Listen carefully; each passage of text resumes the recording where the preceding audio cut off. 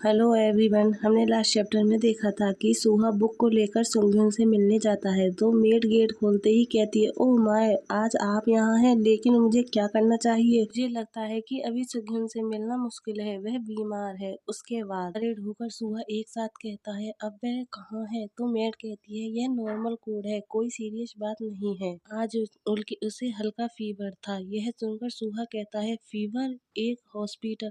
तो मेड हंसते हुए कहती है, चिंता मत करो, डॉक्टर आए और कहा कि अगर वह कुछ दिनों तक ठीक से मेडिसिन लेगा तो वह जल्दी ठीक हो जाएगा। फिर मेड आगे कहती है, शायद क्योंकि सुंगhyun डायरेक्टर से मिलता जुलता है इसलिए वह जल्दी ठीक हो जाता है। वह स्ट्रॉन्ग है, यहाँ तक कि जब वह हर्ट भी हो जाता है तब भी। यह सुनकर सुहा लंबी गहरी सांस छोड़ते हुए कहता है, यह रिलीफ की बात है। फिर मेड आगे कहती है, अफसोस की बात है कि वह सो गया है, इसलिए मैं उसे जगा नहीं सकती। क्योंकि तुम पहले से ही यहाँ हो इसलिए तुम उसे सोते टाइम देखने के लिए फ्री हो। यह सुनकर सुहा बैग को देते हुए कहता है, नहीं यह ठीक है, प्लीज इसे चाइल्ड को दे दीजिए। यह बोलकर सुहा वहाँ से जाने लगता है तो मेड पीछे से कहती है, प्लीज बाद में फिर आइए। यह सुनकर सुहा वहीं रुक जाता है। फिर वह आगे कहती है, नहीं अक्सर आओ, सुंगhyun हमेशा प्रीटी ह्यूम की तलाश में रहता है। यह सुनकर सुहा टर्न होकर पीछे की तरफ मेड की तरफ देखता है और सोचता है, प्रीटी ह्यूम? फिर मेड हंसने लगती है और हंसते हुए कहती है, पहले वह तुम्हें अजूसी फ्रेंड कहता था लेकिन आजकल वह प्रीटी ह्यूम कहता है। मुझे लगता है कि एक बच्चे की नजर में भी तुम इतने सुंदर हो कि तुम्हें अजूसी कहकर पुकारा नहीं जा सकता। यह सुनकर सुहा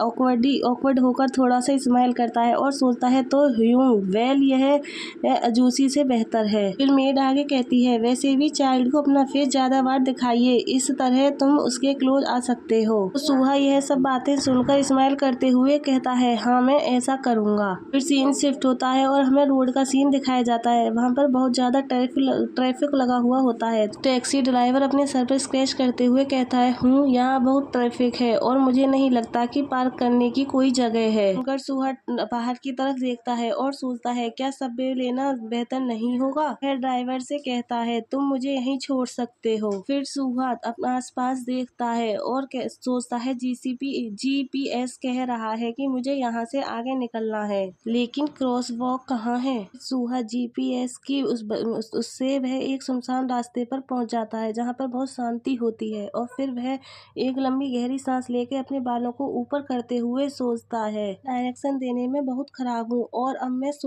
खो गया हूँ। यह सबसे बुरा है, अब मैं कहाँ हूँ? फिर सियोन चारों तरफ को देखते हुए सोचता है, एक जर्जर पड़ोस, डेफिनेटली मैं पहली बार यहाँ आया हूँ। यह कुछ हद तक जाना पहचाना सा लगता है। वहाँ को एक मकान दिखाई देता है और वह उसे देखकर कहता है, वह घर उस घर जैसा दिखता है जिसमें मैं अपने फादर के साथ रहता था, जिस घर में मेरे फादर ने फांसी लगाई थी। वह पहला प्लेस था जिसे मैंने अपनी कब्र माना था। यह सब बातें याद कर सुहा के पैर कांपने लगते हैं और फिर उसे डिजी फील होने लगता है। उसे धुंधला धुंधला दिखाई देता है। वह अपने सर को शेक करता है और सोचता है, वेट, मैं खुद को इस तरह नहीं खो सकता। यह सोचकर सुहा फिर एक साथ ऊपर की तरफ देखता है तो सुहा को सामने एक बारबेक्यू दिखाई देता है। तो सुहा बारबेक्यू की तरफ जाते हुए सोचता है, यह वार्म लग रहा है और फूड इसमें डिलीशियस लग रही है। यही सुहा बारबेक्यू का गेट खोलता है तो उसमें उसकी ओनर लेडी होती है और वह सुहा की तरफ देखती है तो वह लेडी सुहा की तरफ देखकर कहती है, अकेले? तो सुहा अपने सिर को हिलाकर हाँ में सहमति देता है। वह लेडी सुहा को टेबल के पास ले जाती है और कहती है, बस इधर ही। तो सुहा यह देखकर सोचता है, एक पर्सन को भी एक्सेप्ट कर लिया गया, भगवान का शुक्र है। फिर सुहा अपनी सीट पर बैठ जाता है और वह लेडी आकर कहती है, हमारे हाउस में हम यूजुअली 2 लोगों को सर्व करते हैं, तुम क्या ऑर्डर करना चाहोगे? तो यह सुनकर सुहा कहता है, प्लीज सैम्यू का शव सेट करें। तो वह लेडी कहती है, और कौन सी ड्रिंक? तो सुहा कहता है, मैं नहीं। फिर वह आगे कहता है, मुझे 1 बोतल सोजू चाहिए प्लीज। लेडी ऑर्डर लेकर वहाँ से चली जाती है तो सुहा बारबेक्यू हाउस को चारों तरफ से देखने लगता है और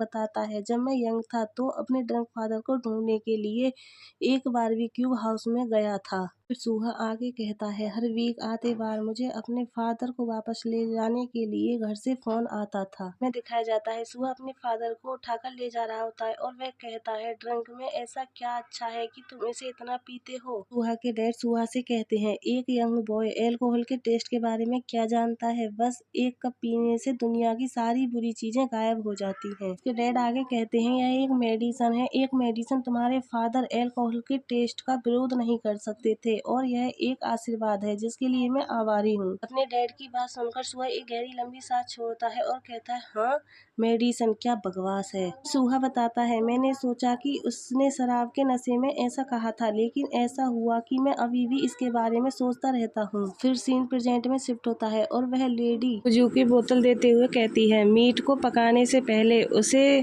काटे नहीं तथा बार बार पलटे नहीं, पूरी चीज को अच्छी तरह से पकाएं और फिर काटें, अदरवाइज यह टेस्टलेस हो जाएगा। बोलकर वह वहाँ से चली जाती है। तो सुहा उस मीट को पकाते हुए सोचता है, फिर मुझे इसे खुद ही पकाना पड़ेगा। मैं खाना पकाने में कभी अच्छा नहीं था, इसलिए मेरे फादर हमेशा मुझे डांटते थे। फिर सियोयून सोजू को ग्लास में पोर करते हुए सोचता है, मुझे लगता है कि अब मुझे पता चल जाएगा यह सोजू टेस्ट है। से ही सुहा ग्लास को अपने फेस के क्लोज लाता है तो उसकी स्मेल को सुनकर रहता है, स्मेल। सुहा उसे पीने में हेजिटेट करने लगता है और सोचता है, वाइन की स्मेल स्वीट होती है, लेकिन यह क्या लोग इसे भी पी सकते हैं। यह सब सोच ही रहा होता है कि तभी वहाँ पर वह लेडी आती है और चिल्लाते हुए कहती है, ओ यह देखो। मीट को पलटने लगती है और कहती है, मैंने तुमसे कहा कि इसे बार बार मत घुमाओ और तुम इसे बिल्कुल नहीं घुमाते, देखो देखो यह जल रहा है। की बात को सुनकर सुहा उसकी तरफ देखने लगता है। फिर वह लेडी सुहा की तरफ देखती है और कहती है, क्या तुम कुछ डिफरेंट ड्रिंक चाहते हो। सुहा कहता है, नहीं मैं इसे पी लूंगा। बोलकर सुहा एक ही बार में पूरे गिलास को पी जाता है। गिलास को पीने के बाद सुहा जोर जोर से खांसने लगता है। सुहा ड्रिंक करने की वजह से पूरा कांप रहा होता है और वह अपने फेस पर हाथ रखता है तो लेडी उसे देखकर हंसने लगती है। वह एक कोला की बोतल लाकर टेबल पर रखते हुए कहती है, यहाँ घर पर। तो सुहा उसकी तरफ देखता है। फिर सुहा उस लेडी से कहता है,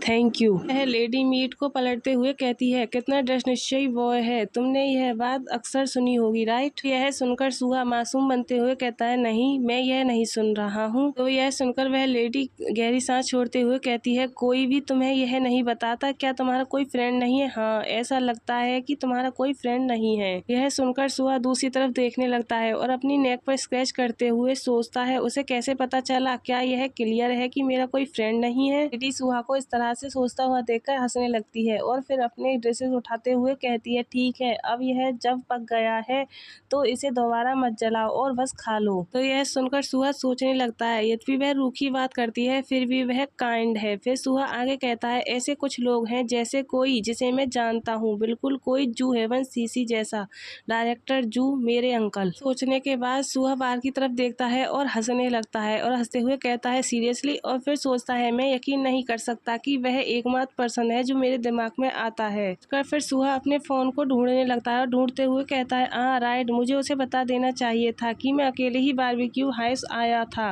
रास्ते में रास्ता भटक गया था, घर से भागा नहीं था। फिर सुहा फोन निकालकर कॉल करने लगता है और फिर सोचता है, नहीं वह शायद जानता है कि मैं कहाँ हूँ और क्या कर रहा हूँ। सोचने के बाद सुहा बिना फोन करे ही फोन को वापस टेबल पर रखता है और कहता है, चलो बस खाना खाते हैं। यह सोचकर सुहा फिर से एक गिलास सोजू को पीने लगता है। पीते ही सुहा कहता है, उफ यह बहुत कड़वा है। वह जल्दी से कोला की बोतल को खोलने लगता है। वह गोला को ग्लास में कर पीता है और एक गहरी सांस लेकर कहता है, कोला, मुझे सचमुच सोजू का टेस्ट पसंद नहीं है। फिर सुहा मीट को खाने लगता है। फिर वहाँ पर जू आता है और गेट को खोलता है। की आवाज सुनकर सुहा की नजर गेट पर जाती है तो वहाँ पर जू होता है। उसे देखकर सुहा कहता है, हूँ। तो जू हाउस के अंदर आकर गेट को जोर से बंद करता है और सुहा की तरफ देखता है। सुहा जू को देखकर बताता है, शायद ऐसा इसलिए है क्योंकि दृश्य अलग है, लेकिन अब मुझे अनफेमिलियर लगता है। तो सुहा के क्लोज आने लगता है तो सुहा आगे बताता है, मुझे नहीं लगता कि पास्ट में उसकी कोल्डनेस इस लेवल पर थी। 5 साल पहले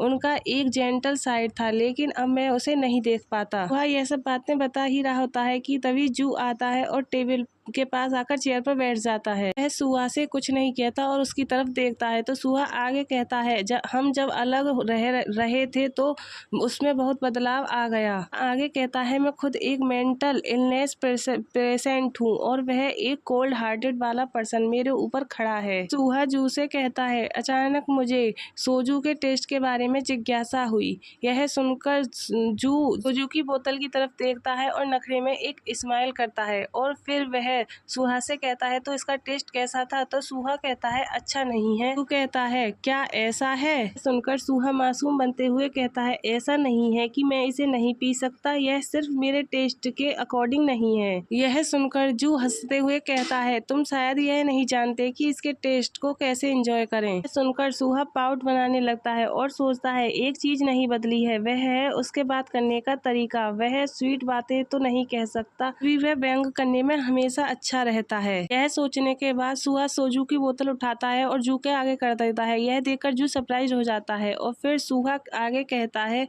तो फिर इसे पी लो, नहीं तो यह वेस्ट हो जाएगा। गाइस, हमारा चैप्टर यहीं लास्ट होता है। आई होप आप सब लोगों को पसंद आया होगा। पसंद आया हो तो लाइक, सब्सक्राइब एंड कमेंट करें।